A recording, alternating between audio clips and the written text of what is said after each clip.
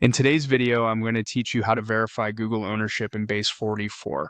By the end, you'll have Google authentication enabled for your app in Base44, which is the key step to confirming ownership and allowing secure sign-ins with Google. First, open Base44 in your browser and make sure you're in the correct workspace where your app lives. On the left side, look for the navigation panel and click All Apps. This view lists every app you can manage. If you have a lot of projects, use the search bar at the top to quickly find the app you want to configure.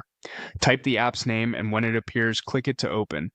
Inside your app, head to the dashboard. This is your central hub for app-level configuration and status, and it's the best place to start before making changes. From here, move into Settings. Settings is where Base44 groups important controls that affect how users access your app and how authentication is handled. Within Settings, select Authentication.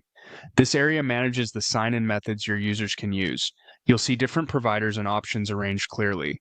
Find the section labeled Google Authentication. This is the provider that connects your app to Google's sign-in system and is what Base44 uses to confirm ownership for Google-based access.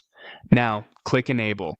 When you enable Google Authentication, Base44 activates the integration and stores the configuration needed to let users sign in with their Google accounts. Give it a moment to update.